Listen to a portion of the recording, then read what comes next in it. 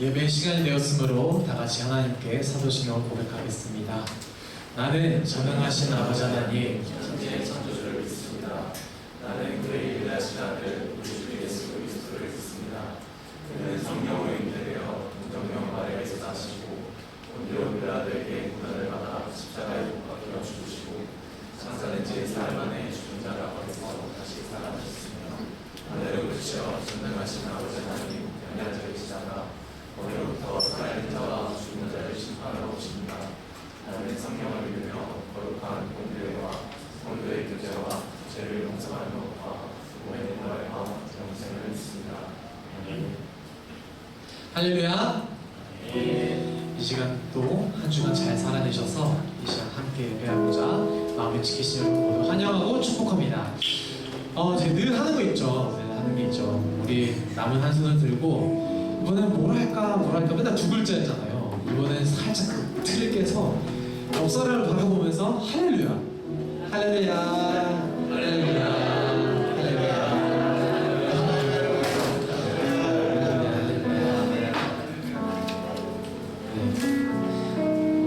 하나님을 함께 우리 기뻐하며 나아가기 원합니다. 하나님을 함께 우리가 기뻐하며 나아가기 원합니다. 우리가 함께 하듯이 하나님도 여러분들과 어느 상황 가운데서라도 함께 하십니다. 다 같이 찬양하며 나갑시다.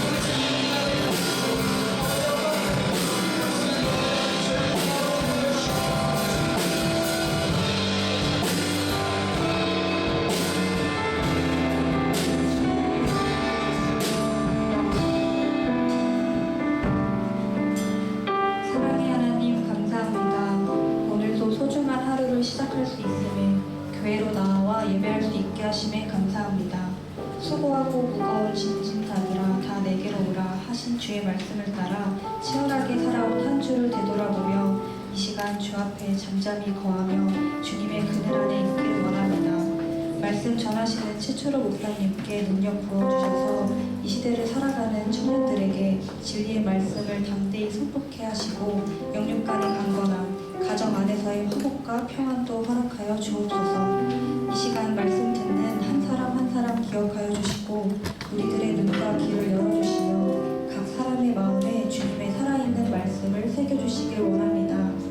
8월달에 있는 청년부 수련회를 준비하고 있습니다. 수련회가 하나님의 섭리 안에서 은혜로 준비되게 하시고 도우는 많은 손길을 주님께서 기억하여 주셔서 힘과 능력 허락하여 주옵소서. 흔들리고 외롭고 불안한 청년의 때를 살아감에도 흔들리지 않을 주님을 붙들고 나아갈 용기를 이번 한 주간에도 허락하여 주시고 내가 걸어가는 한 걸음 한 걸음에 빛으로 나아갈 길을 밝게 알려주시고 동행해 주시는 하나님을 기억하고 감사하며 이 모든 말씀 예수님 이름으로 기도드립니다. 아멘.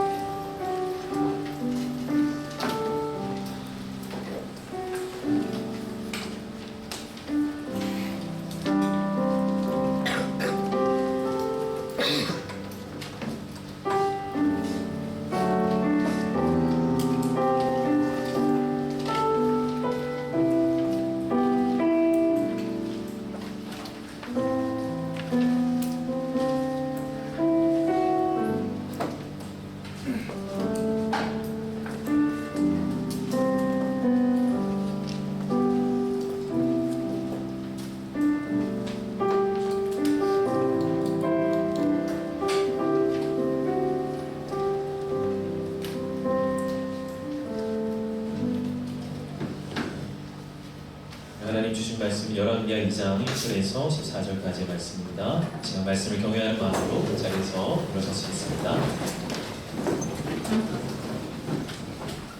하나님의 말씀을 저 한 절씩 교독합니다. 여호와께서 회오리 바람으로 엘리야를 하늘로 올리고자 하실 때에 엘리야가 엘리사와 더불어 길갈에서 나가더니 엘리야가 엘리사에게 이르되 청하건대 너는 여름을 몰라 여호와께서 나를 그대로 보내시느냐 하니 엘리사가 이르되 여호와께서 살아계심과 당신의 영혼이 살아있음을 보고 맹세하니 내가 당신을 떠나지 아니하겠나이다 하니라. 이에 두 사람이 베델로 내려가니 베델에 있는 선지자의 제자들이 엘리사에게로 나아와 그에게 이르되 여호와께서 오늘 당신의 선생을 당신의 머리 위로 데려가실 줄을 아시나이까 하니 이르되 나도 또한 아노니 너희는 잠잠하라 하니라. 엘리야가 그에게 이르되 엘리사야 청하건대 너는 여기 머무라 여호와께서 나를 여기로 보내시느니라. 엘리사가 이르되 여호와께서 살아계심과 당신의 영혼이 살아있음을 보고 맹세하니 내가 당신을 떠나지 아니하겠나이다 하니라. 그들이 여리고에 이르되 여리고에 있는 선지자의 제자들이 엘리사에게 나아와 이르되 여호와께서 오늘 당신의 선생을 당신의 머리 위로 데려가실 줄을 아시나이까 하니 엘리사가 이르되 나도 아노니 너희는 잠잠하라. 엘리야가 또 엘리사에게 이르되 청하건대 너는 여기 머무라 여호와께서 나를 요단으로 보내시느니라 하니 그가 이르되 여호와께서 살아계심과 당신의 영혼이 살아있음을 보고 맹세하니 내가 당신을 떠나지 아니하겠나이다 하니라. 이에 두 사람이 가니라. 선지자의 제자 50명이 가서 멀리 서서 바라보매 그 두 사람이 요단가에 서 있더니 엘리야가 옷을 가지고 와라 물을 치매 물이 이리저리 가지고 두 사람이 마른 땅 위로 건너더라. 건너매 엘리야가 엘리사에게 이르되 나를 내게서 데려감을 당하기 전에 내가 네게 어떻게 할지를 구하라. 엘리사가 이르되 당신의 성령이 하시는 역사가 갑절이나 내게 있게 하소서 하는지라. 이르되 내가 너희를 구하노다. 그러나 나를 내게서 데려가시는 것을 내가 보면 그 일이 내게 이루어 두 사람이 길을 가며 말하더니 불수레와 불말들이 두 사람을 갈라놓고 엘리야가 회오리 바람으로 하늘로 올라가더라. 엘리사가 보고 소리 지르되 내 아버지여 내 아버지여 이스라엘의 권고와 그 말을 인하더니 자신이 보이지 아니하시더라. 이에 엘리사가 자기의 옷을 잡아 그로 짚고 엘리야의 몸에서 떨어진 겉옷을 주워 가지고 돌아와 요단 언덕에 서서 엘리야의 몸에서 떨어진 그의 겉옷을 가지고 물을 치며 이르되 엘리야의 하나님 여호와는 어디 계시니까 하고 그도 물을 치매 물이 이리저리 갈라지고 엘리사가 건너더라. 아멘. 이것이 하나님의 말씀입니다. 고맙습니다. 오늘 소그룹 특순으로 네 번째 시간인데요. 오늘은 우리 오기준 소그룹과 우리 김동욱 소그룹에서 하나님 앞에 영광 올려드리겠습니다. 둘, 셋. 안녕하세요. 네. 저희는 김동욱 소그룹과 권기준 소그룹입니다. 네, 저희는 이제 특송을 준비를 했는데요. 찬양이 이제 하나님의 열심과 이제 풋대를 향하여라는 찬양입니다.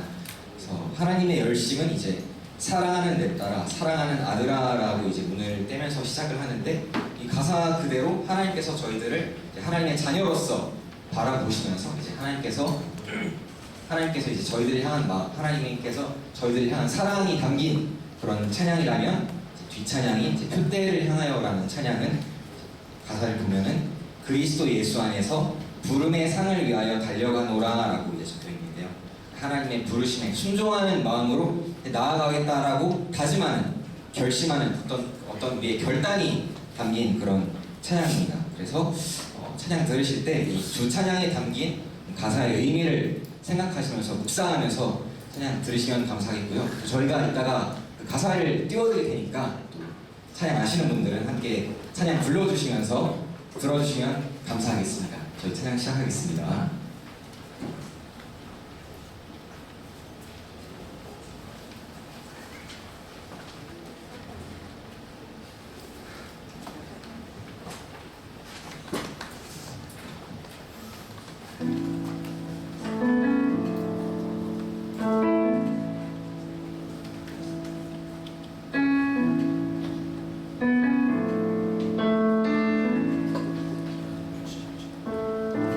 사랑하는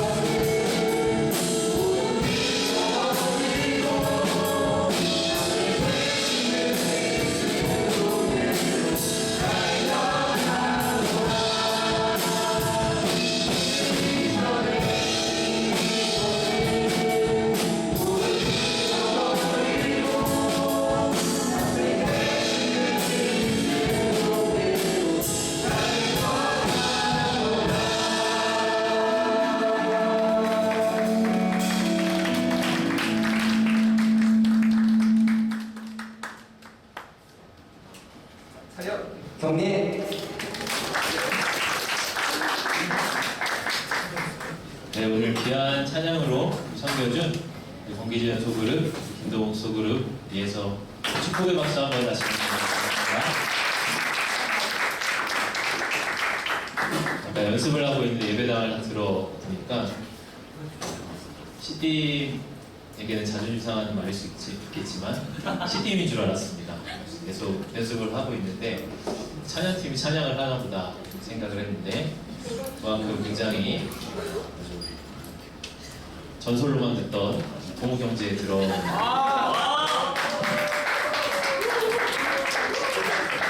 귀한 찬양의 시간 감사드립니다.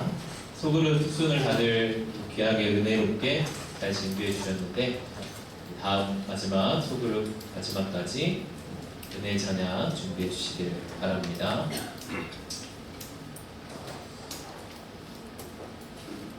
성경에서 죽음을 보지 않고 승천한 인물은 세 사람입니다. 한 명은 창세기의 에녹이죠. 창세기 5장 24절을 보면 에녹이 하나님과 동행하더니 하나님이 그를 데려가심으로 세상에 있지 아니하였더라. 또 한 분은 예수님이죠. 사도행전 1장 9절을 보면 제자들이 보는 가운데 예수님이 하늘로 들려 올려져 가십니다. 두 분 다 이 땅에서 하나님과 친밀히 동행했던 분들이라고 하는 공통점이 있죠. 그리고 또 한 사람이 바로 오늘 본문에 나타나는 엘리야입니다. 엘리야는 회오리 바람을 타고 하늘로 승천하게 됩니다. 하나님께서 왜 엘리야를 이런 방식으로 데려가셨을까요? 성도의 삶의 끝에 영생이 있음을 알리시기 위함입니다. 성도가 이 땅에서 환난을 당하고 주님을 위해 고초를 당하지만 이 땅의 삶이 전부가 아니라 저 하늘의 삶, 영원한 생명의 삶이 있다고 하는 것이죠. 엘리야는 이 땅에서 참 많이 수고를 했습니다. 하나님을 위해 순종하고 때로 목숨의 위협을 당하고 때로는 극심한 외로움과 절망에 시달리기도 했습니다. 그러나 하나님께서는 그런 엘리야의 모든 수고가 헛되지 않고 또 그 사람의 끝이 죽음이라고 하는 허무가 아니고 회오리 바람으로 그를 데려감을 통해서 그에게는 더욱 충만한 삶이, 영원한 삶이 예비되어 있음을 보여주시는 것이죠. 이런 엘리야의 이 마지막 모습을 지켜본 한 사람이 있었습니다. 그는 바로 엘리야의 후계자였던 엘리사이죠. 엘리야라고 하는 이름의 뜻은 여호와는 나의 하나님이라는 뜻이고요. 엘리사라는 이름의 뜻은 하나님은 나의 구원이시다는 뜻을 가지고 있습니다. 엘리야는 이 땅에서 달려갈 길을 다 마치고 믿음의 경주를 다 끝마친 그 결승 지점에 서 있습니다. 반면에 엘리사는 이제부터 믿음의 선한 싸움을 싸워야 하는 그런 출발 지점에 서 있는 것이죠. 전역하는 병장을 바라보며 이제 막 자대 배치를 받은 이등병은 막막한 심경을 갖죠. 마치 그런 것처럼 엘리야를 바라보는 엘리사의 마음 또한 막막하고 막연한 마음이 있었을 것입니다. 그런 엘리사에게 하나님은 엘리야가 하늘로 승천하는 것을 보여주시면서 성도의 삶의 끝에는 저러한 영광이 있고 나도 달려갈 길을 다 마치고 저런 생명의 면류관을 받아 쓰고 싶다 하는 소망을 갖게 하셨습니다. 그것이 엘리사에게 이 엘리야의 마지막 승천의 모습을 보여주신 하나님의 뜻이겠죠. 그의 마음 중심에 영생의 소망을 갖도록 하시기 위함이었습니다. 그리고 우리도 지칠 때마다 우리에게 영생의 삶이 있음을 기억해야 합니다. 눈에 보이는 것만을 우리가 바라본다면 우리는 믿음의 경주를 끝까지 달려가기가 힘들 것입니다. 아무리 믿음으로 수고를 해도 별로 바라는 것도 없고 별로 거두는 것도 없다고 생각되기 때문이죠. 그럴 때는 모든 걸 다 포기하고 내려놓고 그저 세상의 삶을 살아가고 싶은 생각도 듭니다. 그러나 하나님은 성도의 삶에 물론 이 땅에서도 어느 정도의 열매를 주시지만 궁극적으로는 저 하늘의 영원한 상급을 예비하고 계십니다. 목적지를 올바로 인식해야 그 목적지 끝까지 달려갈 수가 있는 것이죠. 우리의 목적지는 땅에 있는 것이 아니라 하늘에 있다고 하는 것입니다. 그 하늘의 목적지를 바라보고 묵상해야 우리는 이 땅에서 중도에 포기하지 않고 낙오하지 않고 끝까지 우리의 부름의 경주를 다 달려갈 수가 있는 것이죠.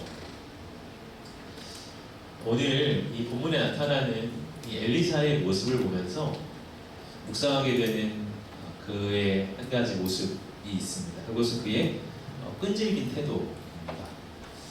여러분, 엘리야가 이제 그의 마지막에 왔음을 예감하고 그가 머물고 있던 길가를 이제 떠나고자 합니다. 그때 엘리사가 어떻게 합니까? 오늘 2절의 말씀을 보면 엘리야가 엘리사에게 이르되 청하건대 너는 여기 머물라 여호와께서 나를 베델로 보내주시느니라 하니 엘리사가 이르되 여호와께서 살아계신과 당신의 영혼이 살아있음을 두고 맹세하노니 내가 당신을 떠나지 아니하겠나이다 하는지라. 이 두 사람이 베델로 내려가니 엘리야는 엘리사에게 너는 여기 길갈에 머물러라. 이제 내 마지막에 왔으니 나는 베델로 가야 한다. 이렇게 말을 합니다. 왜 엘리사를 이렇게 떨어뜨리려고 하는지 그 이유는 명확하게 나와 있지는 않습니다. 그러나 추측해 보기는 아마 이 자신의 진정한 후계자가 엘리사가 될 수 있을지 그의 열정과 그의 성품을 마지막으로 테스트해 보려는 것일 수도 있다 하는 생각을 합니다. 그가 중도에 포기하지 않고 끝까지 이 길을 갈 수 있는 자인지를 엘리야는 보고 싶었던 것이죠. 엘리사는 여호와의 살아계심과 당신의 영혼이 살아있음을 두고 맹세하노니 내가 당신을 떠나지 아니하겠나이다. 그렇게 말하고 있습니다. 여러분, 엘리사가 엘리야를 얼마나 존경했는지가 드러나죠. 하나님의 살아계심에 대해서만 맹세한 것이 아니라 하나님의 살아계심과 당신의 영혼이 살아있음을 두고 맹세한다라고 말을 하고 있습니다. 엘리사는 엘리야를 마치 하나님처럼 하나님 다음 가는 스승으로 그를 존경한 것이죠. 두사부일체라고 하는 말이 있지 않습니까? 임금과 스승과 부모의 은혜는 다 하나다. 마치 그런 것처럼 엘리사는 지금 두사부일체의 심정으로 이 엘리야를 따라가고 있는 것입니다. 이와 같은 패턴이 2절과 4절, 6절에서 똑같이 반복이 됩니다. 베델에 갔을 때는 또다시 엘리야가 그곳에 머물라고 이야기하죠. 그러나 저는 떠날 수 없습니다. 여리고에 올라갔을 때 또다시 엘리야는 그를 떨어뜨리려고 합니다. 또다시 엘리사는 저는 당신을 떠나지 않겠습니다. 스승은 계속해서 여기 머무르라고 합니다. 그러나 제자는 계속해서 스승의 곁을 절대 떠나지 않겠다고 그렇게 고집을 부리고 있죠. 이와 비슷한 이야기가 구약의 룻기에서도 발견을 할 수가 있습니다. 룻의 시어머니였던 나오미가 그의 두 며느리인 룻과 오르바에게 자기를 떠나라고 말을 합니다.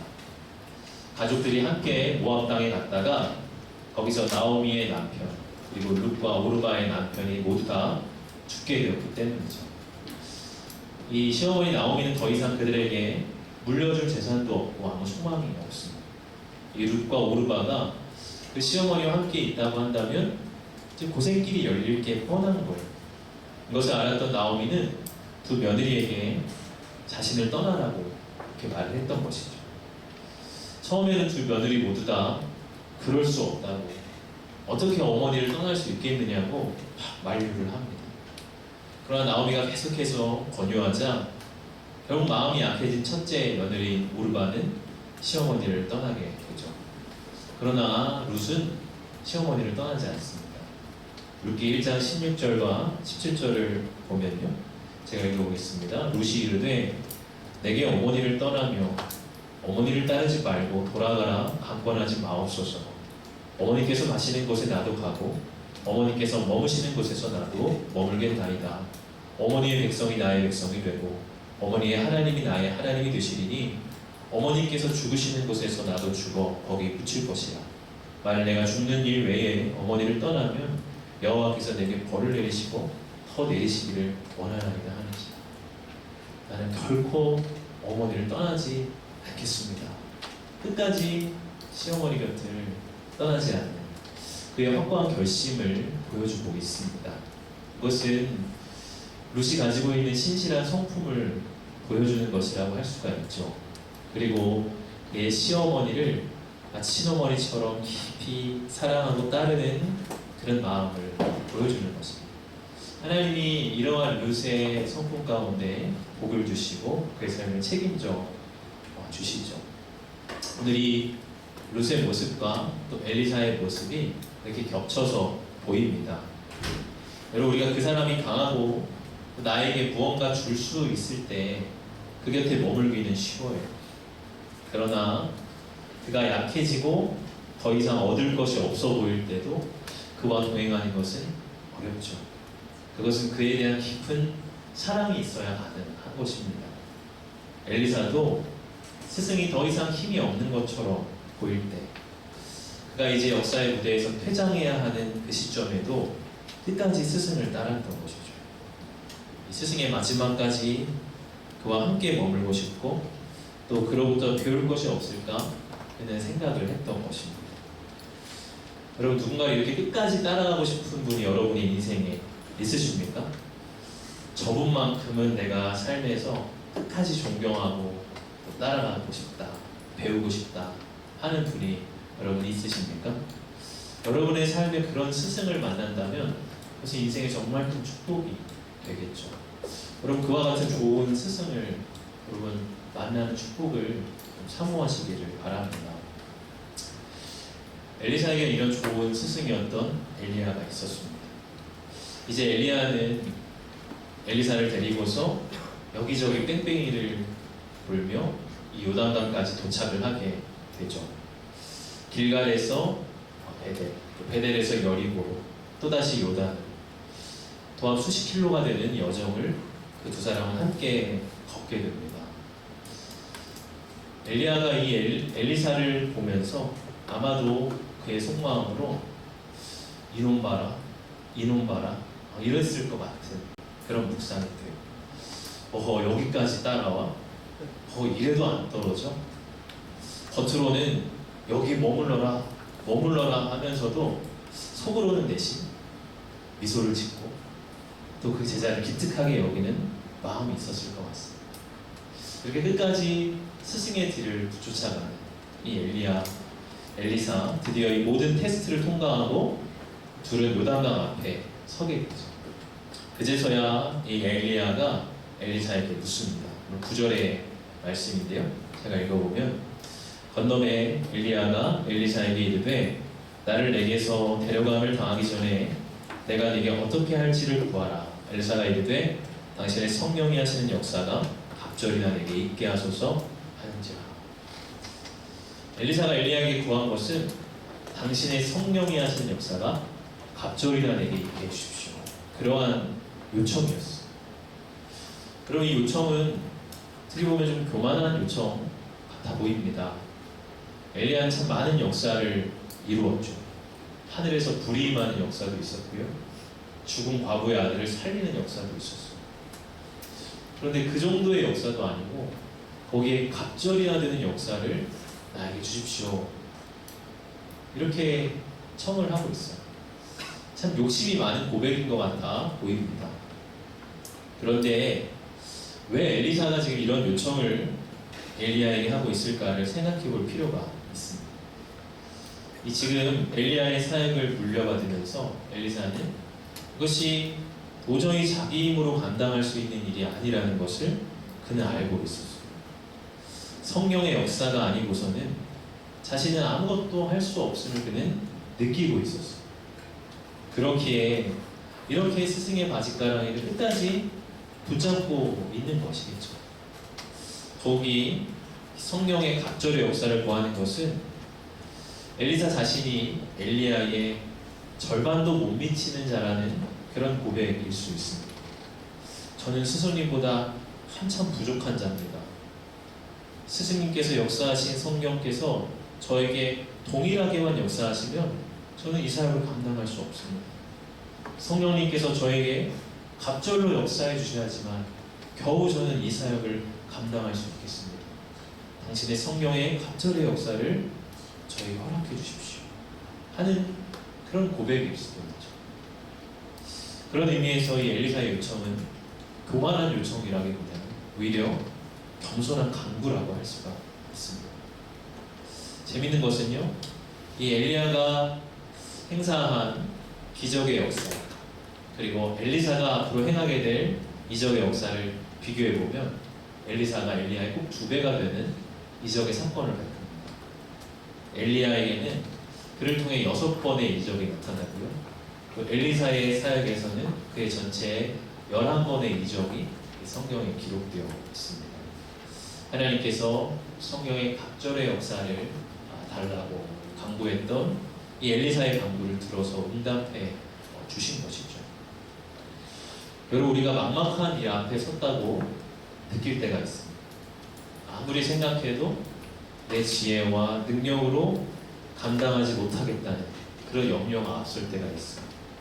그럴 때 그것을 회피하면서 저는 못합니다. 저 말고 다른 사람 시키십시오. 저는 이걸 감당할 능력이 안 됩니다. 하는 것은 겸손한 태도 같지만 오히려 교만한 태도일 수 있습니다. 그것은 하나님을 바라보지 않고 자기만을 바라보고 있는 것이기 때문이죠. 하나님 능력을 주십시오. 성령의 갑절의 능력을 나에게 주십시오. 나의 힘으로 할 수 없지만 주님의 능력을 주시면 감당할 수 있겠습니다. 주님 주시는 능력으로 제가 나아가 보겠습니다 하는 것이 오히려 겸손한 태도입니다. 나의 나됨을 보지 않고 철저히 주님의 능력을 의지하는 것이기 때문입니다. 그리고 오늘 이런 엘리사의 적극적인 태도와 엘리야의 또 다른 제자들의 모습이 참 비교가 됩니다. 엘리사가 이 엘리야를 적극적으로 뒤따라갈 때 엘리야의 나머지 제자들의 모습은 어떠합니까? 오늘 3절의 말씀을 보면요, 베델에 있는 선지자의 제자들이 엘리사에게로 나와 베게 이르되 여호와께서 오늘 당신의 선생을 당신의 머리 위로 데려가실 줄을 아시나이까 하니 이르되 나도 또한 아노니 너희는 잠잠하라 하니라. 베델에 있던 선지자의 제자들이 엘리사에게 와서 막 호들갑을 떨듯이 말을 합니다. 여호와께서 오늘 당신의 선생을 당신의 머리 위로 데려가실 줄을 아시나이까. 그들은 엘리야가 죽는다고 하는 사실에만 몰입이 되어 있었던 것이죠.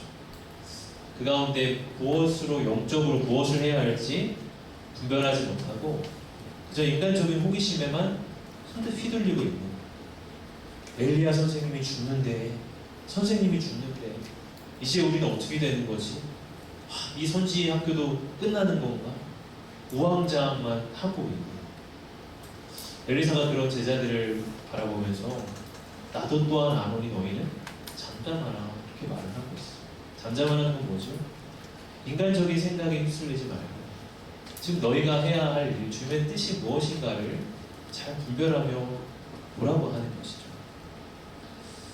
그들은 인간적인 호기심에 우왕좌왕을 하지만 정작 지금 새로운 시대가 열리는 이 시대 가운데 무엇을 해야 할지, 주의 부르심이 무엇인지를 분별하지 못하고 있는 거죠. 그러한 생각이 그들을 소극적인 사람들로 만들었던 거예요. 7절을 여러분 보십시오. 선지자의 제자 50명이 가서 멀리 서서 바라보매 그 두 사람이 요단가에 서 있더니, 멀리 서서라고 말을 합니다. 그것은 그들의 소극적인 자세를 말하는 거죠. 엘리사는 엘리야를 끝까지 따라갑니다. 그러나 다른 제자들은 그냥 멀리 서서 있습니다. 사태를 관망하고 인간적인 호기심으로만 일관했던 것이죠. 여러분, 이것이 엘리사와 다른 제자들의 차이였어요. 그리고 저는 오늘 본문을 보면서 제자됨의 태도가 어떠해야 하는가를 묵상하게 됩니다. 우리도 이 땅에서 예수님의 제자된 삶을 살아가야 하죠. 우리 주변에 좋은 스승이 많고 또 본받아야 될 분들도 많지만 결국 우리의 진정한 스승은 예수님이십니다. 우리는 그분의 정신을 본받고 그분의 발자취를 따라가야 합니다. 그리고 우리가 이 땅에서 예수님의 제자로 살아가기 위해서 우리에게 어떤 태도가 필요할까요? 본문에서 좀 두 가지로 나누고 싶은데요. 첫째로는 무엇이냐면 우리에게는 주님을 떠나지 않겠다는 확고한 결심이 필요하다는 거죠. 엘리사가 엘리야에게 하나님께 맹세코 내가 당신을 떠나지 아니하겠나이다 하고 고백했듯이 우리도 예수님을 향해서 내가 당신을 떠나지 않겠습니다 하고 고백하는 확고한 결심이 필요합니다. 그리고 요한복음 6장을 보면요, 예수님의 오병이어의 이적 사건이 나옵니다. 예수님께서 많은 사람들을 먹이실 때는 너도 나도 예수님의 제자가 되겠다고 따라 나섰죠. 오병이어의 사건이 있은 후 다음 날이었을 때 예수님은 이 오병이어 이적의 영적인 의미가 무엇인지를 그들 앞에서 풀어주십니다. 바로 예수님 자신이 하늘에서 내려온 떡이요 또 예수님의 피가 그들의 진정한 음료라고 말씀을 하시죠. 그 말씀을 듣고 있던 사람들은 그런 말씀 앞에 어리둥절해합니다. 요한복음 6장 60절의 말씀을 보면 제자 중 여럿이 듣고 말하되 이 말씀은 어렵도다. 누가 들을 수 있느냐? 이적이 나타나고 배불리 먹을 때는 좋았어요. 그런데 공부할 때가 되니까 머리가 아프고 싫은 거야. 아 이게 무슨 말이야? 어려워. 그냥 골치 아프고 그냥 어제처럼 멋진 그 은혜 충만히 주시면 되지. 이렇게 골치 아프게 뭘 알아야 되는 거야? 그런 생각으로 누가 이걸 들을 수 있어? 하고 있는 거죠. 성경은 그때부터 그분의 제자 중 많은 사람이 떠나가고 다시는 그분과 함께 다니지 않았다고 그렇게 기록이 됩니다. 그런 사람들의 모습을 보면서 예수님께서 12 제자들에게 물어보시죠. 너희도 가려느냐? 그런데 그때 베드로가 예수님에게 이런 고백을 합니다. 참 멋있는 대답인데요. 요한복음 6장 68절입니다. 우리 같이 읽어봅시다. 시몬 베드로가 대답하되 주여 영생의 말씀이 주께 있사오니 우리가 누구에게로 가오리까? 영생의 말씀이 주께 있는데 우리가 주님을 떠나서 누구에게로 가겠습니까? 주님을 우리는 절대 떠나지 않겠습니다. 그렇게 고백하고 있습니다. 그리고 우리에게도 이러한 고백이 필요합니다. 영생의 말씀이 주께 있으니 내가 주님을 떠나 누구에게로 가겠습니까? 때로 여러 가지 상황들이 주님을 더 이상 따라가지 못하도록 가로막는 것 같아요. 분주하고 바쁜 일들이 계속되어서 기도의 시간을 내지 못할 수도 있습니다. 마음이 어둡고 우울해져서 주님을 따라갈 힘을 잃어버렸을 수도 있습니다. 혹은 요한복음에 나타난 이야기처럼 진리가 어렵게 느껴지고 말씀이 이해가 안 되는 상황이 나를 계속 가로막고 있을 수 있습니다. 그럴 때는 그런 상황들이 너는 여기 머물러라, 더 이상 따라오지 마라 하는 뜻처럼 이해가 될 수 있습니다. 여러분, 그러나 그런 때에도 내가 당신을 떠나지 아니하겠나이다 하는 확고한 결심이 필요합니다. 여러분, 주님은 늘 우리에게 편안한 상황만을 주시지는 않습니다. 주님을 따라가는 것이 버겁고 또 여러 가지 장애물과 시련들을 통해서 주님을 따라가는 삶을 힘들도록 만드십니다. 그러나 그러한 상황을 통해서 우리 안에 끝까지 주님을 따르고자 하는 확고한 결심이 있는지, 어떤 인간적인 상황에 휘둘려서 변덕스럽게 반응하는 것이 아니라 주님을 끝까지 사모하는 간절함이 있는지 주님을 확인하고자 하시는 거죠. 우리는 그러한 상황에서 더더욱 내가 주님께 꼭 붙어 있겠습니다. 전 절대 주님 떠나지 않습니다. 이러한 결심이 필요한 거죠. 요한복음 15장 5절에 우리 주님이 이렇게 말씀하십니다. 이 말씀도 같이 한번 읽어봅시다. 시작. 나는 포도나무요 너희는 가지라. 그가 내 안에 내가 그 안에 거하면 사람이 열매를 많이 맺나니 나를 떠나서는 너희가 아무것도 할 수 없으리라. 가지가 나무를 떠나면 아무것도 아닌 것처럼 예수님은 너희가 나를 떠나서는 아무것도 할 수 없다고 분명히 말씀하십니다.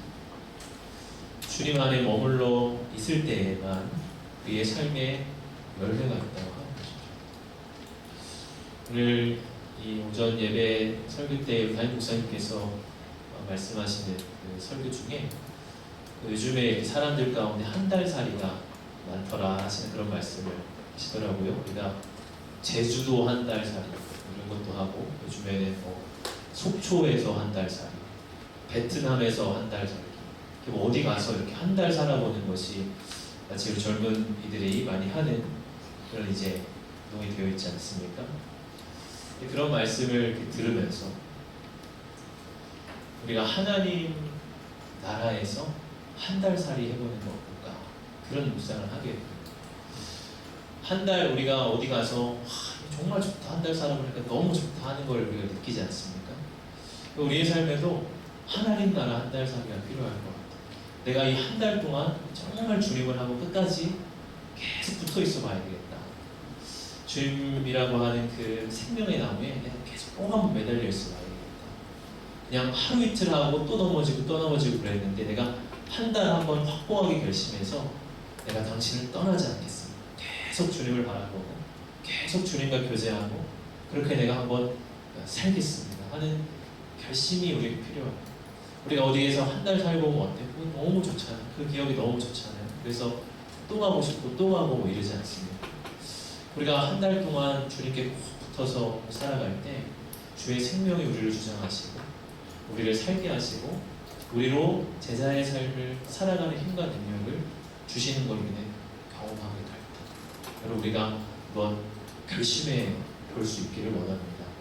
우리 평생 주님을 떠나지 않겠습니다 하는 결심이 어렵다면 뭐 한 달 살이라도 한 달이라도 내가 주님을 정말 떠나지 않고 죄 가운데 넘어지거나 죄와 타협하지 않고 주님 한번 따라가 보겠습니다. 그러한 결심으로 살아가는 것이 제자된 삶의 우리의 첫 번째 태도일 것입니다. 두 번째로는 주님의 능력을 적극적으로 구하는 자세가 필요하다는 것입니다. 엘리사와 다른 제자들의 차이는 결국 그 적극성에 있었죠. 우리도 엘리사처럼 성령의 능력을 적극적으로 찾고 구하여야 합니다. 이미 주님께서 우리에게 적극적으로 구할 것을 요구하고 계세요. 마태복음 7장 7절 8절입니다. 네, 한번 같이 읽어봅시다. 구하라 그리하면 너희에게 주실 것이요 찾으라 그리하면 찾아낼 것이요 문을 두드리라 그리하면 너희에게 열릴 것이니 구하는 이마다 받을 것이요 찾는 이는 찾아낼 것이요 두드리는 이에게는 열릴 것이다. 이것은 예수님께서 성령님을 간절히 찾으라고 하시는 말씀입니다. 성령님을 간절히 구하고 찾고 두드릴 때 그분을 우리에게 주시겠다는 말씀, 약속이세요. 여러분 엘리야와 엘리사의 시대 때의 성령의 능력은 이적적인 사건들로 나타났습니다. 하늘에서 불이 내려온다든가 음식이 끊임없이 재생산된다든가 물이 갈라진다든가 하는 사건들이었습니다. 주로 외면적인 사건들이죠. 그러나 오늘날 성령의 능력의 역사는 외면적인 사건보다 내면적인 사건들로 찾아옵니다. 오늘날 성령이 주시는 진정한 능력은 우리의 마음을 절망에서 소망으로, 원망에서 감사로, 불안에서 평안으로 바꿔주시는 능력들로 나타납니다. 성령의 진정한 능력은 외면적인 사건들이 아니라 우리 내면적인 사건들에서 강하게 나타나는 것이죠. 여러분 우리는 우리 영혼을 새롭게 하시고 변화시키시는 성령의 능력을 적극적으로 구해야 합니다. 왜 이럴까? 내 삶이 도대체 왜 이래? 왜 맨날 이렇게 마음이 무너지고 맨날 어두워져? 이렇게 절망만 할 것이 아니라 우리의 레벨을 채우시고 주님을 정말로 따라가게 만드시는 성령의 능력 우리는 적극적으로 구해야 합니다. 우리의 매사에 적극적인 자세가 필요합니다. 오늘 멀리 서서 예배 가운데도 그저 멀리 서서 관망하는 태도가 아니라 내가 이 오늘 예배를 통해서 성령님의 진정한 능력을, 성령의 각절의 영감을 내가 얻기를 원합니다 하는 적극적인 자세로 우리 주님께 나아가고 찬양하고 주 앞에 구하여야 하는 것이죠. 그렇게 간절히 적극적으로 구하고 찾는 자가 성령의 능력을 받아 누릴 수가 있게 되는 것이죠. 이 한 가지 이제 이야기를 하고 마무리하려고 하는데요. 그리고 프로골퍼 최경주 씨를 여러분 아마 이름을 들어봤을 겁니다. 우리나라의 프로골퍼로서 많은 기록들을 세운 그런 위대한 골퍼죠. 그분이 현재 54세인데도 여전히 현역으로 활동을 하고 있고, 지난달에는 이 한국 프로골퍼 최고령 우승 기록을 세웠다고 해요. 이 최경주 씨는 독실한 크리스천인데요. 크리스천 글로벌 네트워크 홍보대사로도 활동을 하고 있습니다.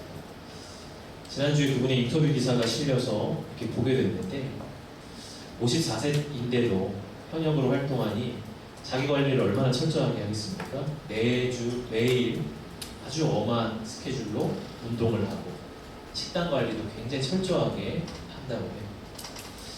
그 인터뷰를 하는 분이 커피도 마시지 않고 아무것 이렇게 좀 와인도 마시지 않고 음식 조절을 너무나 이렇게 많이 하는 그것에 대해서 이렇게 물으니까 그가 답하기를 인터뷰 가운데 3년 전인가 기도를 하다가 나중에 하나님한테 갔을 때 네 이놈아 세상에 살면서 그렇게 몸을 엉망진창으로 하고 왔냐라는 꾸지람을 들을 것 같더라.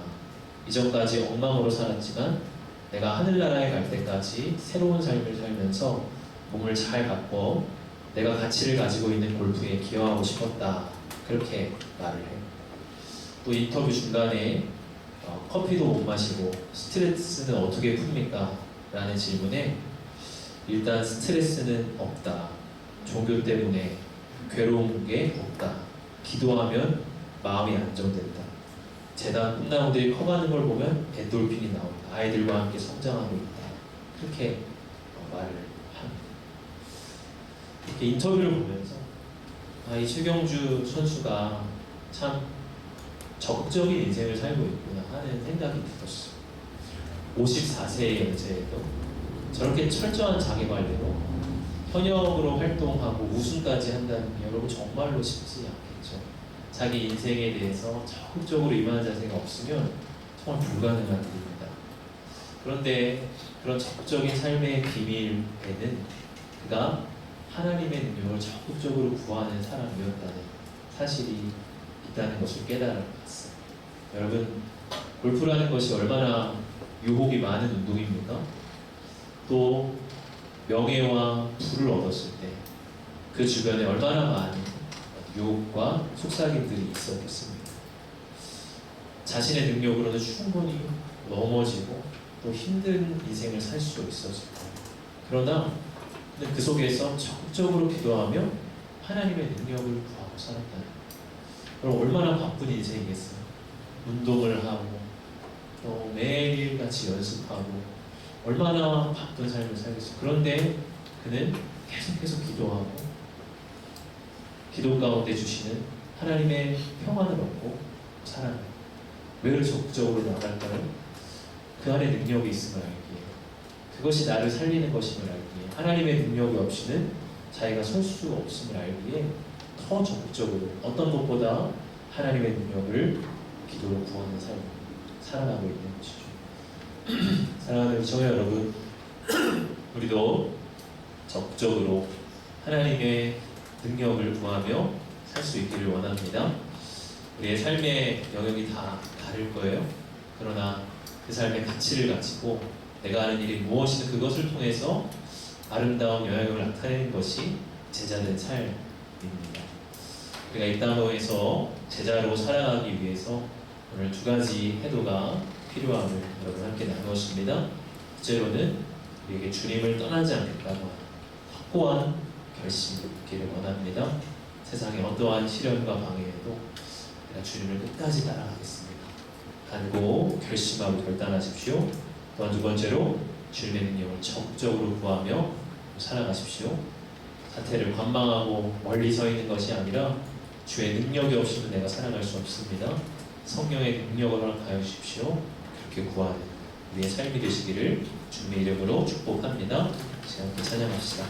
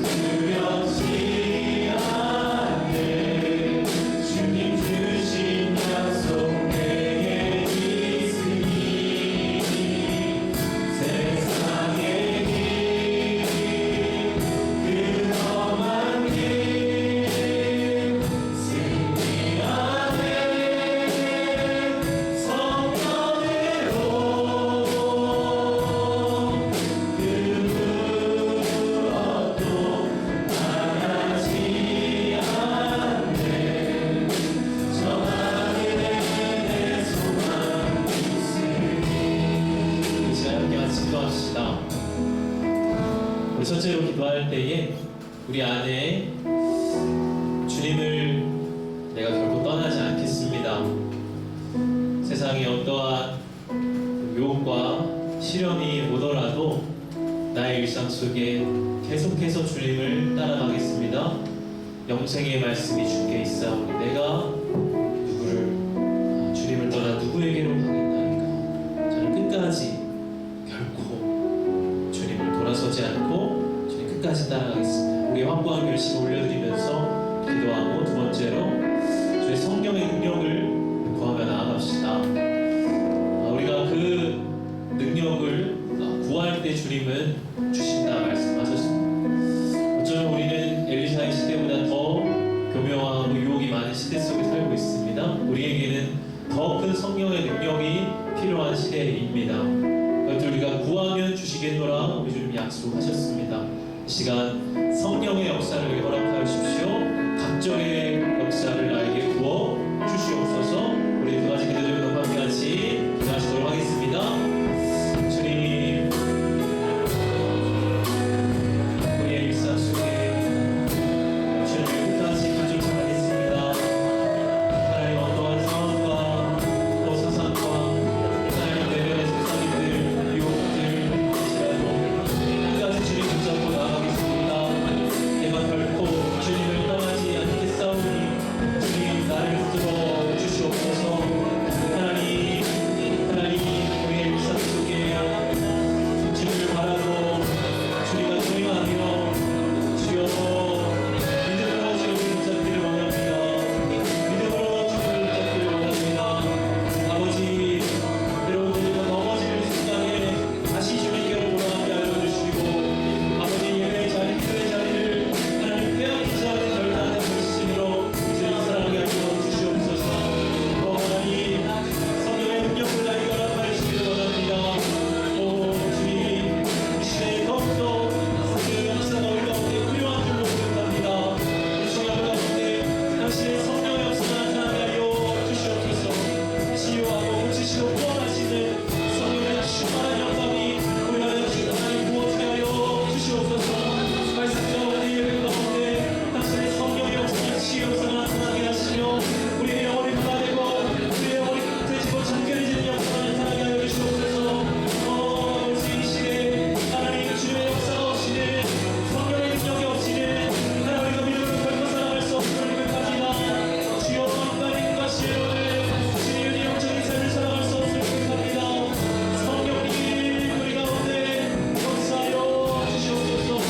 성령님 우리의 심령에 당신의 충만한 일을 부르시며 하나님께 하여 주시옵소서.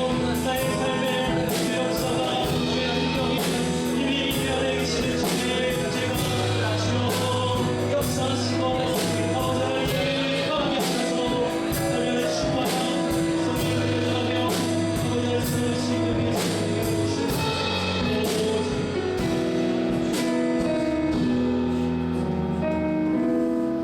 우리의 참 스승이 되시는 예수님,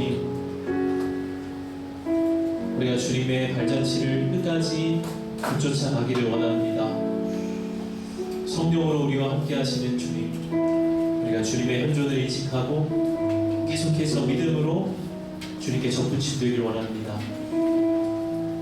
바쁜 일정, 수많은 유혹들, 또 내면의 무너짐, 하나님 우리로 주님께 단절시키는 많은 상황들이 또한 있음을 고백합니다. 그러나 그 상황 앞에 하나님 무기력하게 처해지는 것이 아니라 믿음으로 계속해서 주님께 돌아가고 주님의 생명의 접붙임과 되어 살아가는 저희를 되게 하여 주옵소서.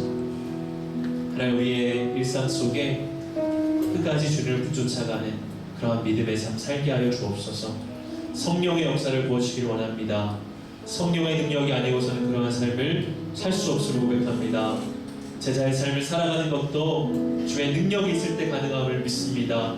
하나님 유혹이 많고 시련이 많은 이 시대 속에 성령의 각절의 영감이 하나님 우리 청년부 가운데 충만히 나타나게 하여 주옵소서. 하나님 말씀 가운데, 예배 가운데, 찬양하는 가운데 성령의 역사가 나타나게 하여 주시고 성령께서 우리를 치유하시고 우리의 영혼을 회복시키시고 정결하게 하시는 역사가 우리 처음 공동체 가운데 더 충만히 주님 나타나기를 소원합니다. 그러한 능력을 구하며 나아갈 때에 하나님 우리 안에 인간적인 힘이 아니라 주님의 성령의 능력으로 살아가는 고백들이 더욱더 많아지게 하여 주시고 함께 나누며 간증하는 모든 간증 속에 하나님의 은혜의 역사, 승리케 하시는 역사를 서로 안에 고백하는 은혜의 일들이 우리 안에 나타나게 하여 주옵소서. 주 앞에 예물 올려드립니다. 주정원금으로, 새성전 특수원금으로, 선교의 예물로, 또 11조로 주 앞에 드리며 나아갑니다. 주님 우리의 예물을 기뻐 받아 주시옵소서. 우리의 삶의 모든 필요를 주님께서 채워 주시옵소서. 우리의 삶을 신뢰함으로 위탁하며 나가는 모든 청년들이 미래의 것들로 인하여 불안해하는 것이 아니라 하나님의 이끄심을 신뢰하며 오늘 이 하루를 평안함으로 살게 하여 주옵소서. 예수 이름으로 기도하옵나이다. 아멘.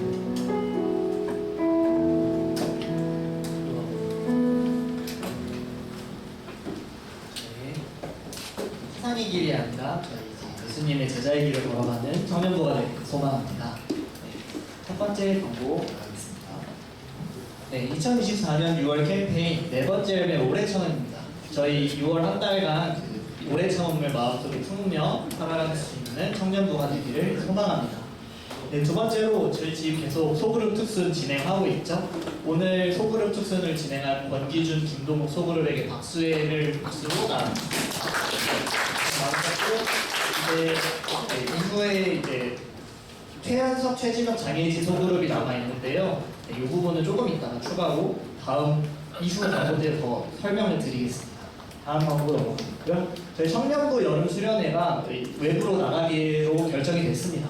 그래서 네, 8월 15일부터 17일 날로 일단 기존에 말씀드렸듯이 진행되고요. 장소는 김포 선녀와 나무꾼이라는 펜션에서 진행이 될 예정입니다. 네, 회비는 인당 5만 원으로 기존이랑 동일하게 진행될 예정입니다. 네, 다음으로 이번 리더 팀장 총모임이 다음 주에 진행 예정입니다. 그래서 교육관 2층에서 4시 반에 진행될 예정이니까요. 네, 다들 잊지 말아주셨으면 감사하겠고요. 본당 연합예배도 다음 주로 진행될 예정입니다. 그래서 오후 1시 40분에 본관 3층에서 진행될 예정입니다. 그래서 저희 헌금은 온라인으로만 받고 있으니까 여기 있는 계좌로 입금을 해주시면 감사하겠고요. 추가로 이제 저희가 본당 연합예배를 진행을 하게 되면서 소그룹 동일하게 진행되고요. 총모임도 동일하게 진행됩니다. 그리고 아까 말씀드렸던 특순이 원래 다음 주가 진행될 예정인데 이제 그게 밀려서 추후에 진행될 예정이니까 그 부분도 알고 계시면 좋을 것 같습니다. 네, 다음으로 7월 생명의상 구매입니다. 네, 다음 주가 연합 예배여서 이제 오늘 구매를 해주셔야 이제 7월 큐티 묵상할 때 늦지 않으시니까요. 오늘 구매하실 분들은 박신자매에게 문의를 주시면 감사하겠습니다. 네, 경건회는 매주 주일로 1시에 교육관 3층 뒤편에서 진행되고 있고요. 네, 다니엘 중보기도 모임도 매주 수요일 오후 9시 교육관 2층에서 진행되고 있습니다. 네, 축복 진행하겠습니다.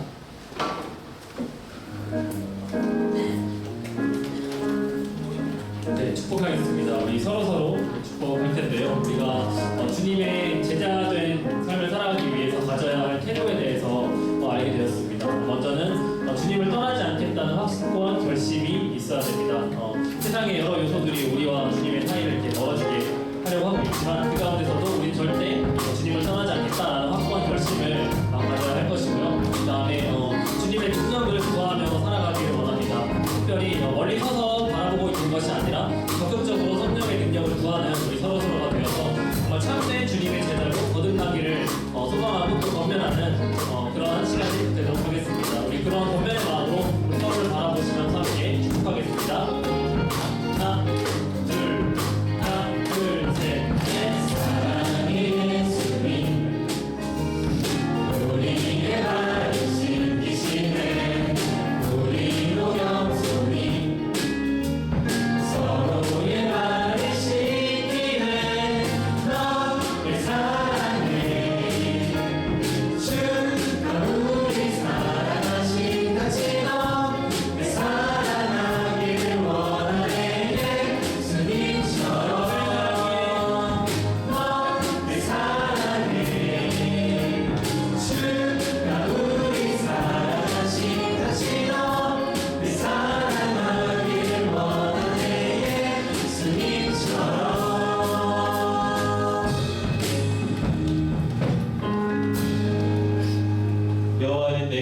얼굴을 주시고 너를 지키시기를 원하며 여호와는 그의 얼굴을 내게 비추사 은혜 베푸시기를 원하며 여호와는 그 얼굴을 내게로 향하여 드사 평강 주시기를 원하노라. 아멘.